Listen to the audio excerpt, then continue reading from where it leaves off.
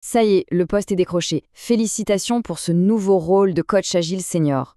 On a déjà exploré ensemble les fondations de SAFe, on a décortiqué la mécanique du PI planning, et maintenant on arrive à l'essentiel.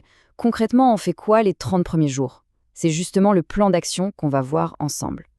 J'aime beaucoup cette citation. Elle résume parfaitement l'esprit du rôle. Il ne s'agit pas juste d'être un coach, mais bien d'être un leader lean agile. L'idée, ce n'est pas de donner des ordres, non, c'est d'incarner une nouvelle façon de faire, de montrer l'exemple pour que les autres aient envie, naturellement, de suivre le mouvement.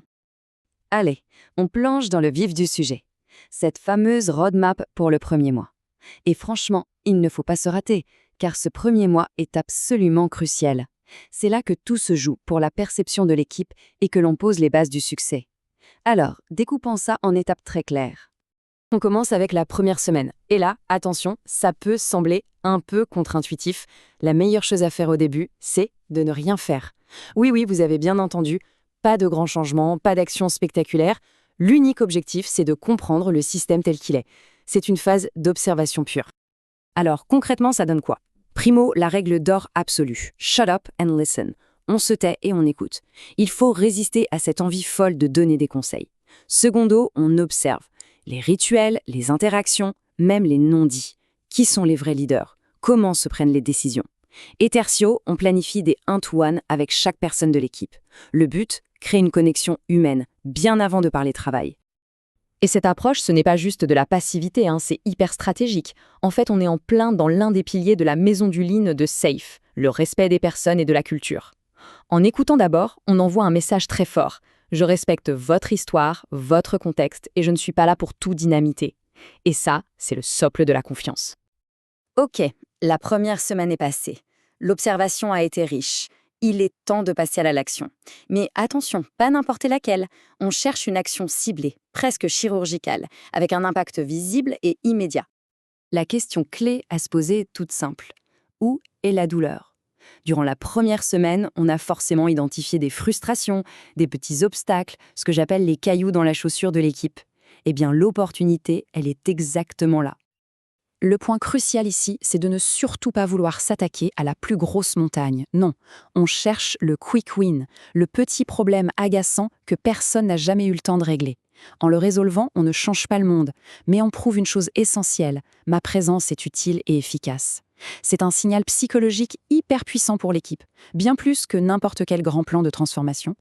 Et ça nous ramène directement à un autre pilier de la maison du lean, l'amélioration continue, ou Relentless Improvement. L'agilité, ce n'est pas une révolution, c'est une évolution permanente. Ce quick win, c'est juste la première petite étincelle de cette amélioration, le moteur est lancé. Abordons un point délicat, surtout pour un coach qui est, par exemple, un ancien product owner. Comment accompagner le PO en place sans prendre sa place? C'est un véritable exercice d'équilibriste et toute la crédibilité du coach est en jeu. La distinction est très claire. D'un côté, ce qu'on ne fait jamais. Toucher au backlog, prioriser à la place du PO, c'est sa chasse gardée. De l'autre côté, là où se trouve la vraie valeur ajoutée, poser les bonnes questions pour l'aider à cheminer, lui offrir de nouveaux outils, des perspectives différentes. Et surtout, agir comme un super facilitateur en déblayant le terrain pour lui. Et cette posture de coach, elle est parfaitement alignée avec la définition d'un leader lean agile selon SAFe. Le rôle, ce n'est pas d'être le meilleur expert produit ou un coordinateur de tâches. Non. Le rôle, c'est de faire grandir les gens, de développer leurs compétences, y compris celles du product owner. On est là pour apprendre à pêcher, pas pour donner le poisson. Bien, on arrive au bout de cette feuille de route et aussi à la conclusion de notre série en 4 parties. C'est le moment de rassembler toutes les pièces du puzzle et de se projeter. Si on fait un petit retour en arrière, on est parti des grands principes de SAFe. Ensuite, on a plongé dans la mécanique du PI planning. Et on atterrit aujourd'hui sur cette roadmap très concrète. Ce parcours, finalement, c'est l'essence même de l'agilité. Partir d'une vision, de valeurs, et les traduire en actions concrètes, pas à pas. Voilà, la théorie, c'est terminé. Les clés, la méthode, la posture, tout est là. La question maintenant, ce n'est plus comment faire, mais plutôt par quoi commencer.